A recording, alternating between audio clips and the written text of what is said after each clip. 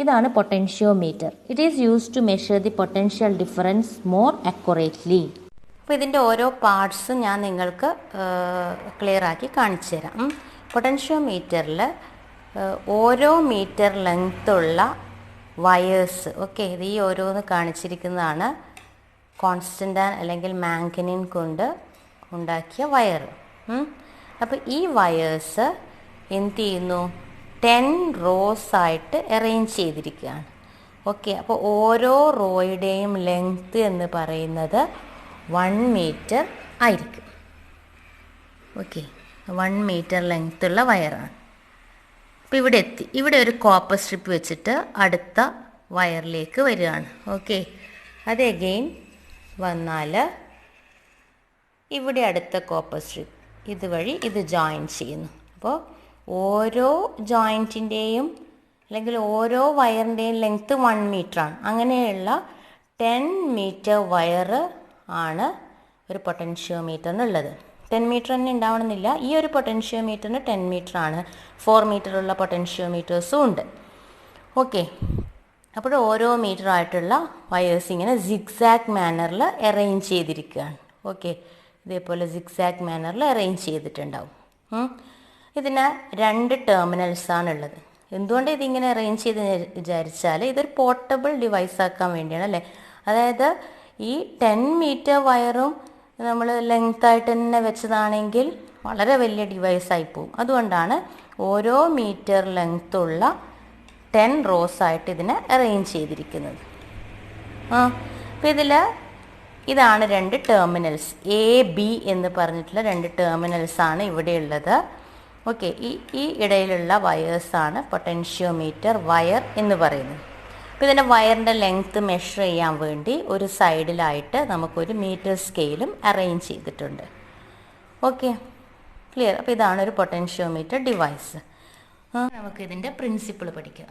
അപ്പോൾ നമ്മൾ നേരത്തെ കണ്ടു, പൊട്ടൻഷ്യോമീറ്റർ വയർ എ ബി ലെങ്ത്തുള്ള ഒരു വയറിനെ നമ്മൾ എന്താ ചെയ്തത്, 1 മീറ്റർ ലെങ്ത്തുള്ള ഓരോ വയറിനെയും കോപ്പർ സ്ട്രിപ്പ് വെച്ച് ജോയിൻ ചെയ്ത് നമ്മൾ 10 മീറ്റർ, അതായത് 10 റോ ആയിട്ട് അറേഞ്ച് ചെയ്യുകയാണ് അല്ലേ, നേരത്തെ കണ്ടത്. അപ്പോൾ ആ എ ബി എന്നുള്ള പൊട്ടൻഷ്യോമീറ്റർ വയറാണ് ഈ ഫിഗറിൽ ഒറ്റ ലൈനായിട്ട് കാണിച്ചിരിക്കുന്നത്. ഓക്കെ, എ ബി എന്ന് പറയുന്നത്. അപ്പോൾ ഈ പൊട്ടൻഷ്യോമീറ്റർ വർക്ക് ചെയ്യാൻ വേണ്ടി നമ്മൾ അവിടെ 2 ടെർമിനൽ കണ്ടിരുന്നല്ലോ, എ ബി. ഈ ടെർമിനലിന് അക്രോസ് ആയിട്ട് ഒരു പ്രൈമറി സർക്യൂട്ട് കണക്ട് ചെയ്യണം. എന്തിനു വേണ്ടിയിട്ട്, പൊട്ടൻഷ്യോമീറ്ററെ വർക്ക് ചെയ്യിക്കാൻ അല്ലേ. അപ്പോൾ ഈ പൊട്ടൻഷ്യോമീറ്ററിന് എ എന്ന ടെർമിനലിനെ നമ്മളൊരു ബാറ്ററി ആയിട്ട് കണക്ട് ചെയ്തു, സോഴ്സ് ബാറ്ററി. ഇതാണ് അതിൻ്റെ സോഴ്സ്. ആ ബാറ്ററി ആയിട്ട് കണക്ട് ചെയ്തു. ബാറ്ററി ഒരു റിയോസ്റ്റാറ്റുമായിട്ട് ജോയിൻ ചെയ്തിരിക്കുകയാണ്. റിയോസ്റ്റാറ്റിൻ്റെ ഒരു ടെർമിനൽ കീയിൽ നിന്ന് അഗെയിൻ ബിയിലേക്ക് ജോയിൻ ചെയ്തു. ഈ കീ നമ്മൾ ക്ലോസ് ചെയ്യുകയാണെന്ന് വിചാരിക്കുക. കീ ക്ലോസ് ചെയ്തു. കീ ക്ലോസ് ചെയ്യുമ്പോൾ എന്ത് സംഭവിക്കും, ഈ പൊട്ടൻഷ്യോമീറ്റർ വയറിലൂടെ കറണ്ട് ഫ്ലോ ചെയ്യും. അങ്ങനെ ഒരു കോൺസ്റ്റൻറ്റ് കറണ്ട് ഫ്ലോ ചെയ്യുകയാണെന്ന് വിചാരിക്കുക. Okay, according to Ohm's law എന്താ പൊട്ടൻഷ്യൽ ഡിഫറൻസ് വരിക, V. According to Ohm's law V is equal to I into R ആണ്. V is equal to I R. Okay, R എന്ന് പറയുന്നത് നമുക്ക് ഇക്വേഷൻ അറിയാം. R is equal to എന്തായിരുന്നു ആറിൻ്റെ equation, rho L by A. Rho എന്ന് പറയുന്നത് resistivity, ഈ ഒരു വയറിൻ്റെ റെസിസ്റ്റിവിറ്റി, അത് കോൺസ്റ്റൻ്റ് ആണ് അല്ലേ, റോ. പിന്നെ എൽ എന്ന് പറയുന്നത് length of the wire, A എന്ന് പറയുന്നത് ഏരിയ ഓഫ് ക്രോസ് സെക്ഷൻ. അപ്പോൾ ആറിൻ്റെ നമ്മൾ വാല്യൂ സബ്സ്റ്റിറ്റ്യൂട്ട് ചെയ്യും, റോ എൽ ബൈ എ. ഈ ഒരു potentiometer wire uniform area of cross section ആയിരിക്കണം. പിന്നെ ഈ ഒരു ഇക്വേഷനിൽ നിങ്ങൾ നോക്കിയാൽ മനസ്സിലാവും, ഐ ഈ ബാറ്ററിയിലൂടെ കോൺസ്റ്റൻറ്റ് കറണ്ടാണ് ഫ്ലോ ചെയ്യുന്നത്. കറണ്ട് നമ്മൾ എന്ത് ചെയ്യുന്നില്ല, വേരി ചെയ്യുന്നില്ല. റോ ഈ വയറിൻ്റെ റെസിസ്റ്റിവിറ്റി കോൺസ്റ്റൻ്റ് ആണ്. ഓക്കെ, പിന്നെ എ ഏരിയ കോൺസ്റ്റൻ്റ് ആണ്. അതായത് ഈ ഇക്വേഷനെ നമുക്ക് ഇങ്ങനെ മാറ്റി എഴുതാൻ പറ്റൂ, V is equal to a constant K into L. V is equal to a constant K into L.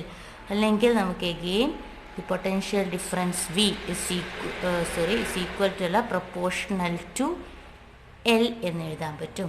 അല്ലേ? V is proportional to L. This is the principle of potentiometer. ഇനി ഈ ഒരു ഇക്വേഷനിൽ നിന്ന് what is K? K is equal to V by L. V by L എന്ന് പറഞ്ഞാൽ it is also known as potential gradient.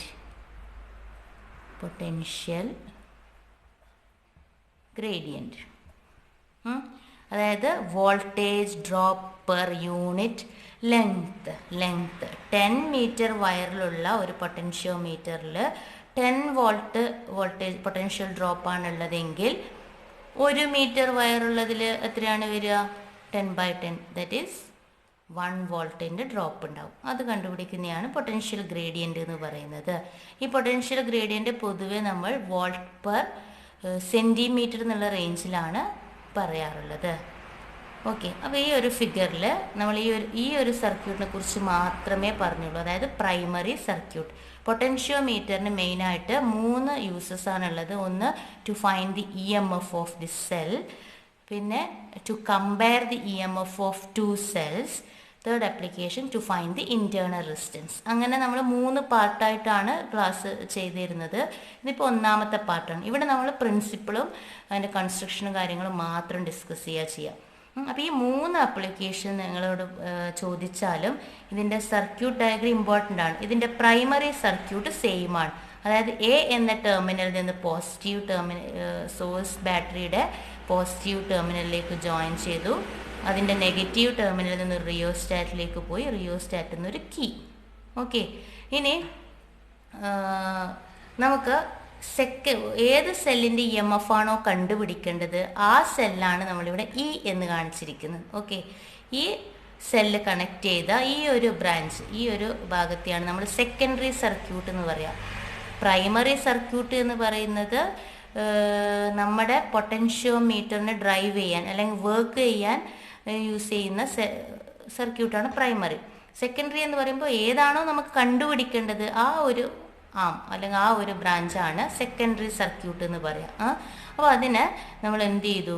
ഇതിൻ്റെ പോസിറ്റീവും A എന്ന ടെർമിനൽ ജോയിൻ ചെയ്തു. പൊട്ടൻഷ്യോമീറ്ററിൽ ലാബിലൊക്കെ ചെയ്യുമ്പോൾ വളരെ ശ്രദ്ധിക്കേണ്ട ഒരു കാര്യം, എല്ലാ പോസിറ്റീവ് ടെർമിനലും ഒരേ എൻഡ് പോയിന്റ്സിലായിരിക്കണം ജോയിൻ ചെയ്ത്, അല്ലെങ്കിൽ അത് വർക്ക് ചെയ്യില്ല.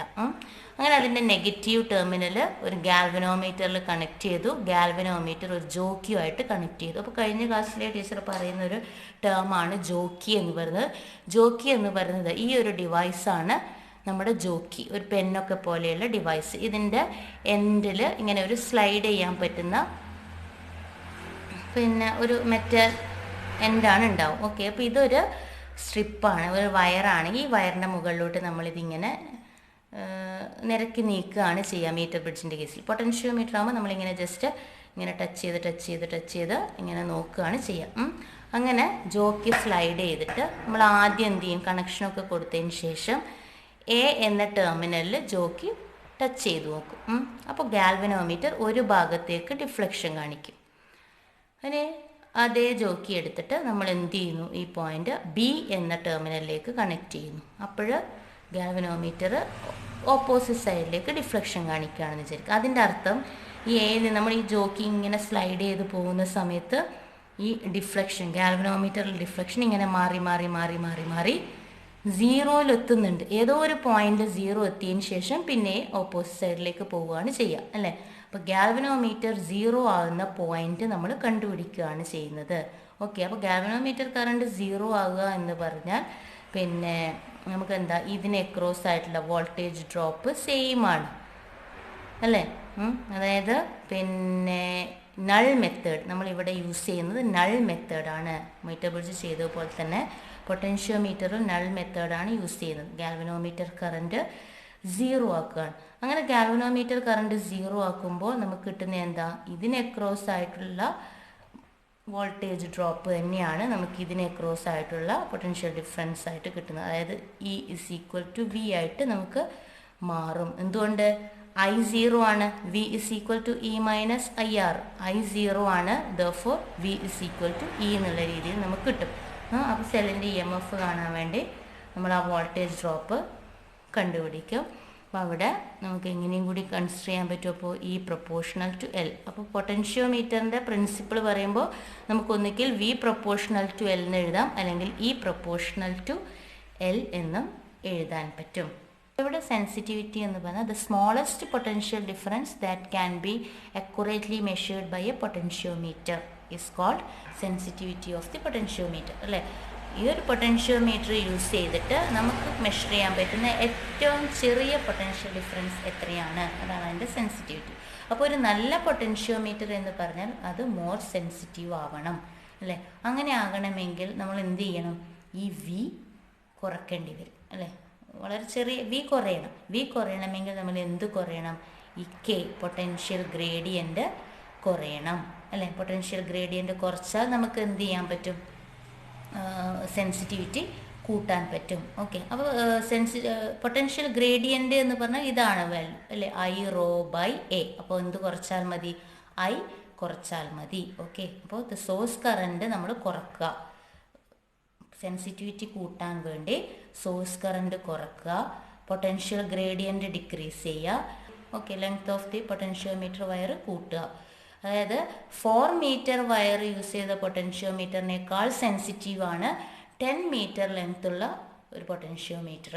ഓക്കെ, പൊട്ടൻഷ്യോമീറ്റർ വയറിൻ്റെ ലെങ്ത് കൂട്ടുക, കറണ്ട് കുറക്കുക, അതേപോലെ പൊട്ടൻഷ്യൽ ഗ്രേഡിയൻ്റ് കുറക്കുക. ഇതൊക്കെയാണ് സെൻസിറ്റിവിറ്റി കൂട്ടാൻ വേണ്ടി നമുക്ക് യൂസ് ചെയ്യാൻ പറ്റുന്നത്. ഓക്കെ, അപ്പോൾ നമ്മൾ നേരത്തെ പറഞ്ഞിരുന്നു, ഈ ജോക്കി ഇങ്ങനെ സ്ലൈഡ് ചെയ്ത് പോകുന്നു. ഒരു പർട്ടിക്കുലർ പോയിന്റിലെത്തുമ്പോൾ അവിടെ ഐ ജി 0 ആണ്, ഗാൽവനോമീറ്റർ കറണ്ട് 0 ആണ്. ആ പോയിന്റിനാണ് നമ്മൾ നൾ പോയിന്റ് എന്ന് പറയുക. ആ ഒരു ലെങ്ത്ത് എ ടെർമിനലിൽ നിന്ന് ആ ഒരു വയർ പോയിന്റ് വരെയുള്ള ലെങ്ത്തിനാണ് നമ്മൾ പറയുക ബാലൻസിങ് ലെങ്ത്ത് എന്ന് പറയുന്നത്. ഓക്കെ, ഇത്രയാണ് potentiometer. It is used to measure the potential difference more accurately. അതിൻ്റെ പ്രിൻസിപ്പിൾ എന്ന് പറഞ്ഞാൽ potential difference is directly proportional to the balancing length, V proportional to L. Potential gradient എന്ന് പറഞ്ഞാൽ വോൾട്ട് പെർ ലെങ്ത് ആണ്. Sensitivity എന്ന് പറഞ്ഞാൽ it is the smallest potential difference that can be accurately measured by a potentiometer. Okay, to increase the sensitivity we have to increase the length of potentiometer wire and also decrease the current through the potentiometer wire. അപ്പോൾ നിങ്ങൾക്ക് ഇവിടെ ഈ voltage drop അല്ലെങ്കിൽ potential drop, potential gradient പറയുമ്പോൾ teacher പറഞ്ഞു potential drop per length. അത് നിങ്ങൾക്ക് confusion ഉണ്ടെങ്കിൽ നിങ്ങളിങ്ങനെ ശ്രദ്ധിക്കുക. അതായത് എ എന്ന പോയിന്റിലെ പൊട്ടൻഷ്യൽ 10 വോൾട്ട് ആണെന്ന് വിചാരിക്കുക, ഇമാജിൻ. ഓക്കെ, അങ്ങനെയാണെങ്കിൽ ബി എന്ന പോയിന്റിലെ വോൾട്ടേജ് പൊട്ടൻഷ്യൽ 0 വോൾട്ട് ആണെന്ന് വിചാരിക്കുക. അതിൻ്റെ അർത്ഥം എന്താ, ഇതാണ് 10 മീറ്റർ ലെങ്ത് ഉള്ള വയർ. ഓക്കെ, ഈ 10 മീറ്റർ ലെങ്ത് ഉള്ള വയറിലൂടെ പോകുന്ന സമയത്ത് 10 വോൾട്ട് ഉണ്ടായതിൻ്റെ പൊട്ടൻഷ്യൽ 0 ആയി. അതായത് ഇവിടുന്ന് ഇങ്ങോട്ട് ജോക്കി പോകുന്തോറും അതിൻ്റെ വോൾട്ടേജ് കുറഞ്ഞു വന്നു, അല്ലേ. അപ്പോൾ ഒരു 1 വോൾട്ട് പോയപ്പോൾ അതിൻ്റെ 1 മീറ്റർ ലെങ്ത്തിൽ ട്രാവൽ ചെയ്തപ്പോൾ അവിടെ എത്രയായിട്ട് മാറി, 9 വോൾട്ടായി. എഗെയിൻ 1 മീറ്റർ ലെങ്ത് ട്രാവൽ ചെയ്യുമ്പോൾ 8 വോൾട്ടായി. എഗെയിൻ 1 മീറ്റർ ട്രാവൽ ചെയ്യുമ്പോൾ 7 വോൾട്ടായി പൊട്ടൻഷ്യൽ. അങ്ങനെ കുറഞ്ഞ് ബി എന്ന ടെർമിനൽ എത്തുമ്പോൾ അത് 0 വോൾട്ടായി. അതാണ് പൊട്ടൻഷ്യൽ ഡ്രോപ്പ്. അപ്പോൾ ഓരോ പോയിന്റിലും ഒരു പർട്ടിക്കുലർ ലെങ്ത് ഉള്ള വയറിൻ്റെ പൊട്ടൻഷ്യൽ ഡ്രോപ്പ് എന്ന് പറയുന്നത് ആ ലെങ്ത്തിനെ ഡിപ്പെൻഡ് ചെയ്യുന്നു. അതാണ് V proportional to L. Length മാറുമ്പോൾ പൊട്ടൻഷ്യൽ ഡിഫറൻസും മാറുന്നു എന്നുള്ളത്. ഓക്കെ, അപ്പോൾ വോൾട്ട് മീറ്ററും പൊട്ടൻഷ്യൽ ഡിഫറൻസ് മെഷർ ചെയ്യാൻ വേണ്ടി യൂസ് ചെയ്യുന്ന ഒരു ഡിവൈസ് തന്നെയാണ്. ഓക്കെ, പക്ഷെ പൊട്ടൻഷ്യോമീറ്ററിൻ്റെ അഡ്വാൻറ്റേജ് എന്ന് പറഞ്ഞാൽ EMF മെഷർ ചെയ്യാൻ നമ്മൾ യൂസ് ചെയ്യുന്നത് പൊട്ടൻഷ്യോമീറ്റർ ആണ്, അല്ലെങ്കിൽ more accurate potential difference measure ചെയ്യാൻ നമ്മൾ യൂസ് ചെയ്യുന്നത് പൊട്ടൻഷ്യോമീറ്റർ ആണ്. എന്തുകൊണ്ട്?